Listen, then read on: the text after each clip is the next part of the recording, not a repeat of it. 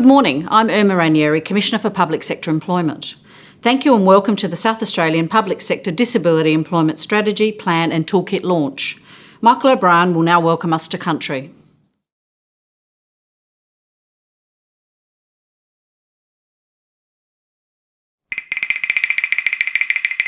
Twilla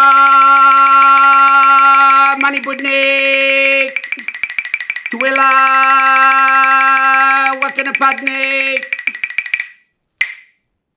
Nai Nari Burka Mankalunkla Maruchanga Ganamina Nai Nari Kamatpi Maricha Minyana Namani Pudiji Nai Nari Kamatpi Irindi Yata Tandendanga welcome and we say hello to you. My name is Mickey O'Brien. I am a descendant of the Kaurna people, known as the Impatient One. And today we stand on the lands of the big red kangaroo dreaming, known as Tandendanga. But what's really important about coming here today and to talking about these new frameworks for disabilities is that this place is a symbol of those with disability. Because the kangaroo itself is an animal that couldn't go backwards. But also here, standing here, we're at Victoria Square. And Victoria Square is in the shape of the shield, the Kaurna shield. It is a symbol of our people being the colours, but it also is a symbol of protection. But it also is a tool for doing things. And today we're talking about what we can do, because our people saw people with disabilities as special people. Why were they special people? Because we looked after them, because they taught us more than what we needed to know. Because they had to adjust to those things that we could do that was different. And so it was important to put them in places of high, to understand what they could teach us to give us greater learning. And so it is important that we treat all people the same, but importantly that we can learn from each other, because no one person holds all the knowledge or all the wisdom in the world. And so we share it. And so today is about sharing. It also is about coming together. We have these words, my unjiga, nachi yukandaya, nachi yakandaya, padni adu, which is saying, my friend, let us sit down together.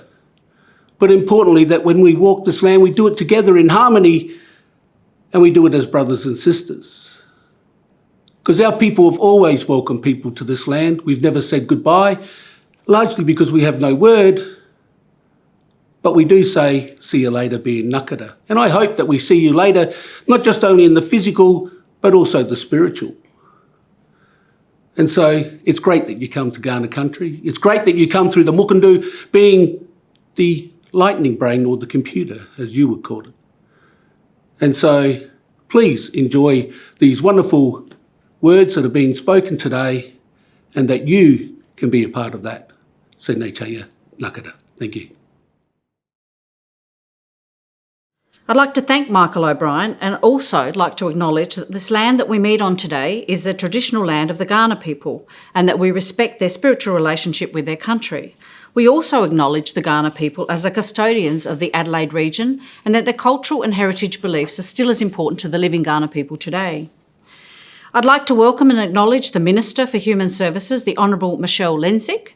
I would also welcome today's keynote speaker, Michelle Ryan. Thank you to both for being here today. I'd also like to thank everyone working across the sector for their commitment to improving our inclusiveness, particularly for people with disability. I'm personally passionate about building a world-leading public sector. I believe that our strength comes from our people and that collectively we have a responsibility to build a diverse, inclusive and safe public sector that serves our community well. As the state's largest employer, we need to ensure that we reflect our diverse community. I continue to be committed to drawing on the experience, knowledge and expertise of people with different lived experiences and to ensure our workplaces actively support the inclusion of people living with a disability. To help us truly embed a culture of inclusion, we all need to play a role. When people feel they belong, I strongly believe it helps unlock their purpose and true potential, enabling them to contribute their best to their workplace. I'm really proud to be launching the South Australian Public Sector Disability Strategy, Plan and online toolkit today. There is a lot of good work occurring across the sector, and it is crucial that we have a strategic, coordinated approach and a mechanism for evaluating how we're performing. With the launch of Inclusive SA last year, which the Minister will speak about in more detail, and the work we're doing across the public sector, we have an opportunity to collaborate to achieve significant positive changes in our workplaces, in our culture and our performance. Inclusion is fostered when you feel valued and respected for who you are. We all come with different backgrounds, characteristics and experiences, and we bring to our work and our life.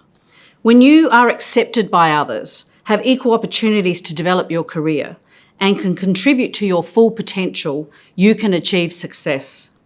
A workplace culture that is free from stigma and discrimination is a workplace where people will thrive, a workplace that I subscribe to personally.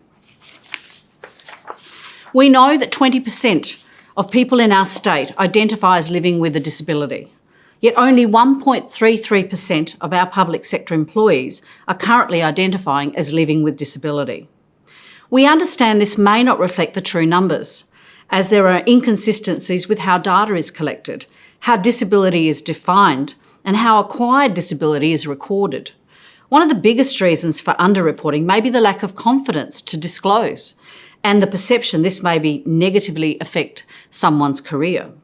Whatever the reason is for the low figure, we must do better. There is no doubt that there are challenges, but they are ones we must address.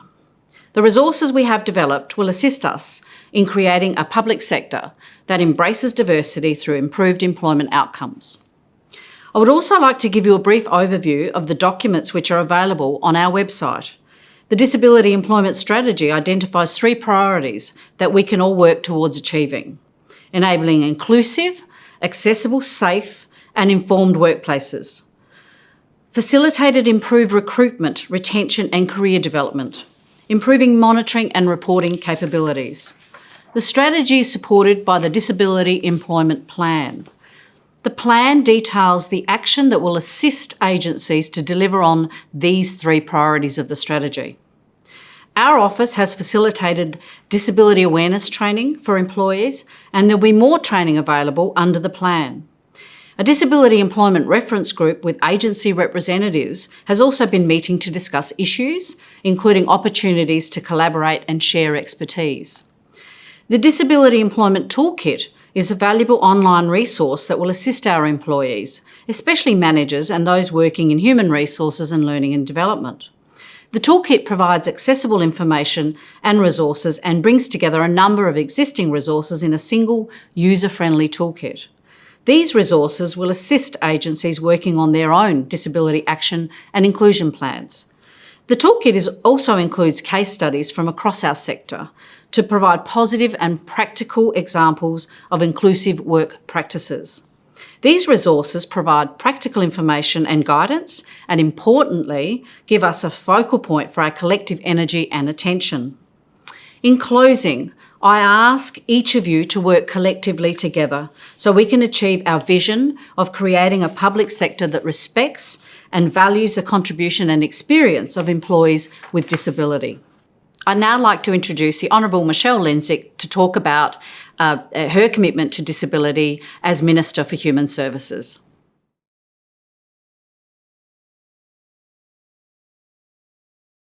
Hi, my name's Michelle Lensink and I'm the Minister for Human Services in South Australia. Can I acknowledge Uncle Mickey and thank him for his welcome to country.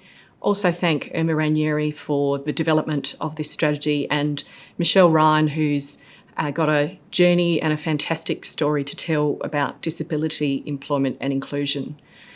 The first piece of legislation passed by the Marshall government in 2018 was the new Disability Inclusion Act. What that sets is a requirement on all state government agencies and local government to produce disability action and inclusion plans, which must demonstrate how all of those organisations are going to provide for more inclusive built form policies and a whole range of areas for South Australians with a disability. Inclusion is incredibly important, not just for the people who have lived experience, but for those organisations who need to provide full citizenship to people In employment, we know that the benefits to the organisations are that they provide better decision making. They look at areas that they might not have looked at without the benefit of those people working for them. This new plan, which is launched by the Commissioner, is a tribute to everybody who's been involved in putting it together, because it will set a framework for how we provide the support to organisations to improve their employment of people with disabilities. It sets a framework for measuring it and makes sure that we will come up with real actions so that those 20% of South Australians who identify as having a disability can fully participate with South Australia's largest employer, that being the public service.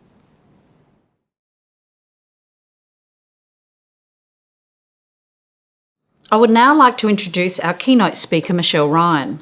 Michelle was one of Australia's leading artists, having performed with the Australian choreographer Meryl Tankard and the Australian Dance Theatre in New York, London, Tokyo and Paris. She was diagnosed with multiple sclerosis, MS, at the age of 30. Michelle was appointed Artistic Director of Adelaide's Restless Dance in 2013, an internationally renowned company working with people with and without disabilities to collaboratively create inclusive dance theatre and develop professional career pathways for dancers. In 2020, Michelle was awarded the Australian Council for the Arts Dance Award for outstanding and sustained contribution. Thank you for joining us, Michelle.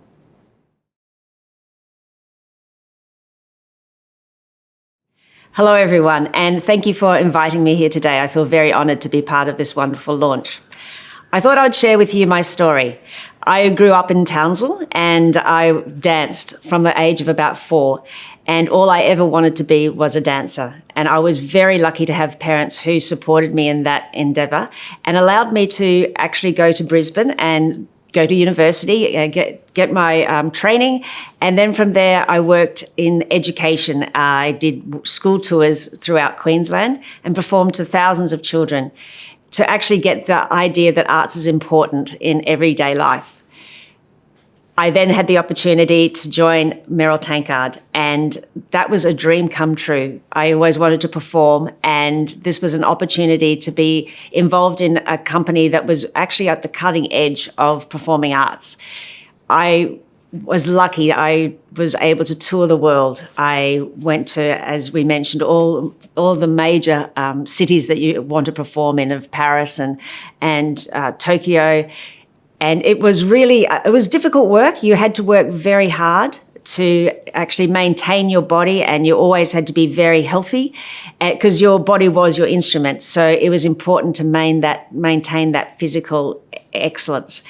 And I then moved to Adelaide and I joined Australian Dance Theatre. And again, it was a very important time in the arts in dance in Australia, as Meryl was one of the leaders in the area of dance theatre.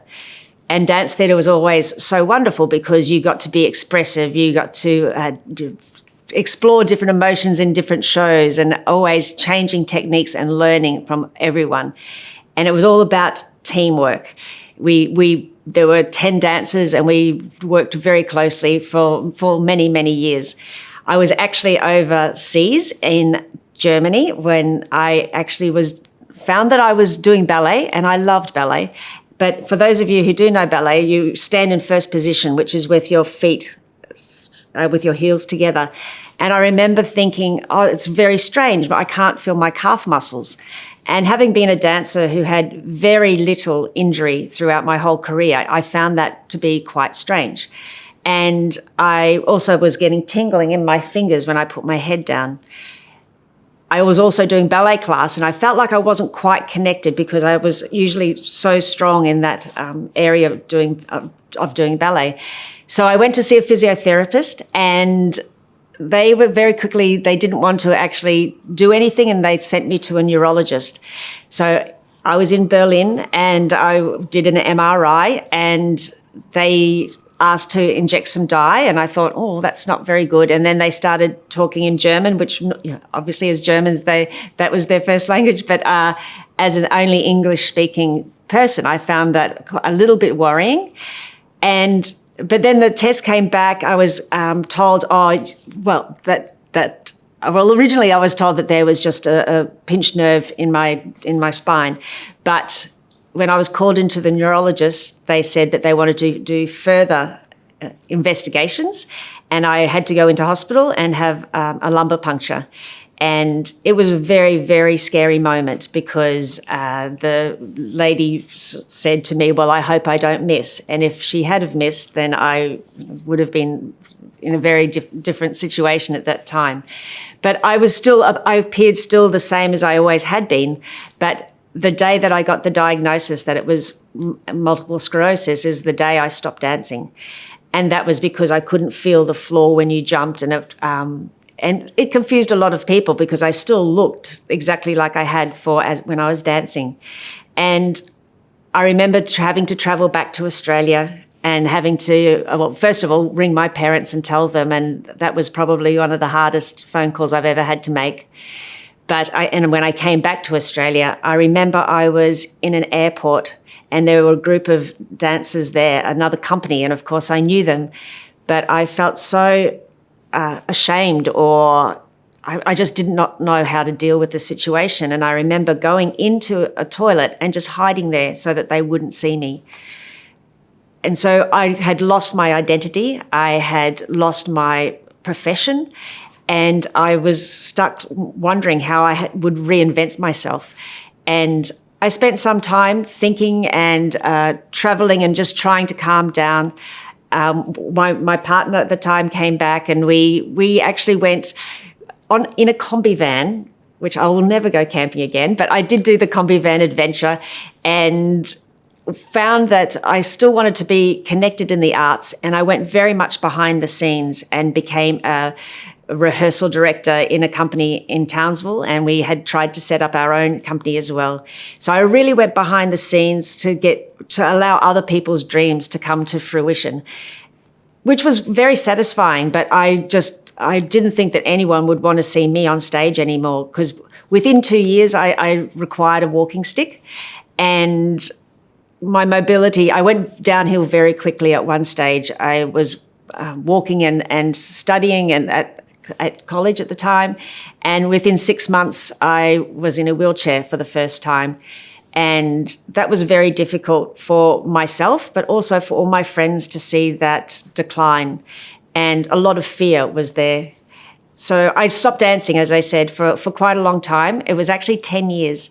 And at that stage, I still had the walking stick, and a very famous choreographer came over from Belgium and asked for someone to do a solo in that show, because he would do a different solo in each place he went.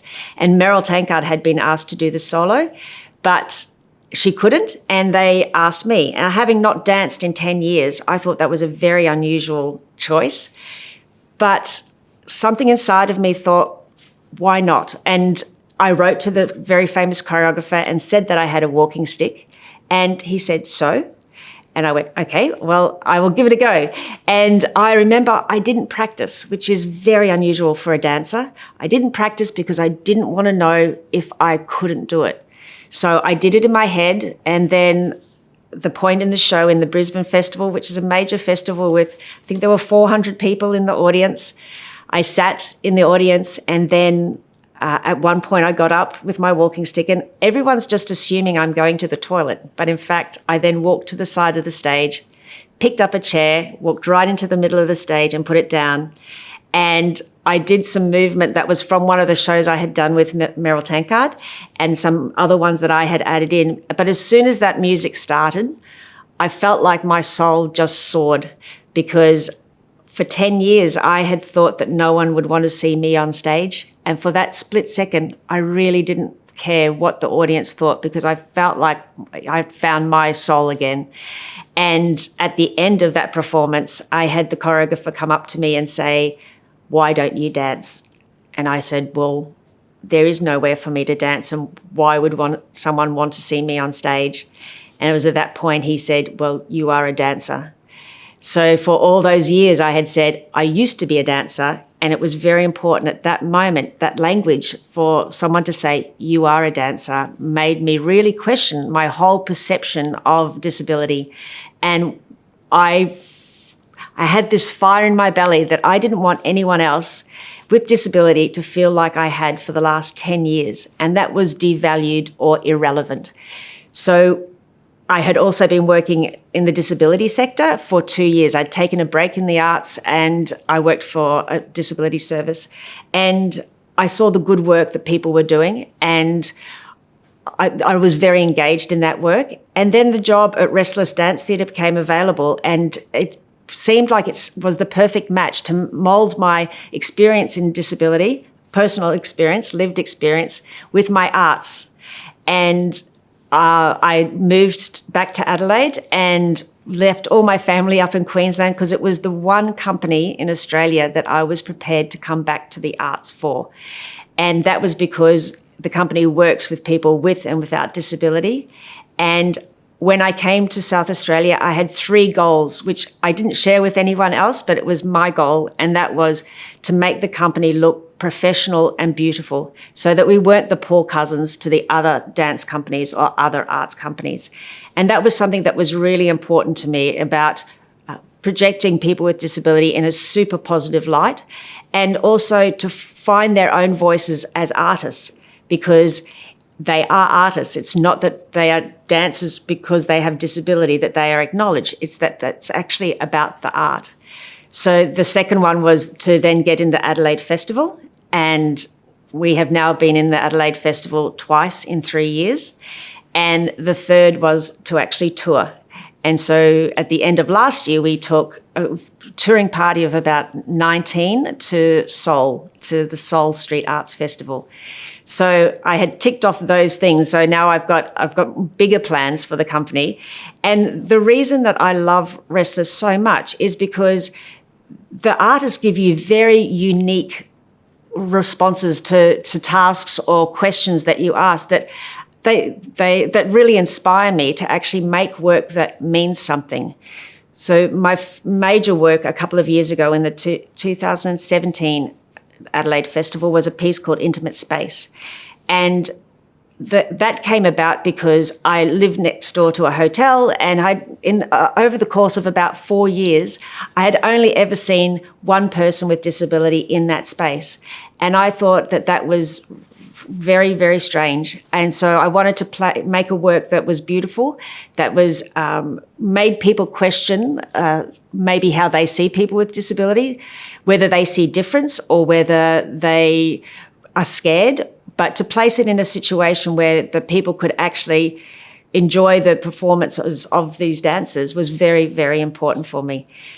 I also think it's important to create career pathways for artists with disability, because they are absolutely essential in the Australian dance landscape.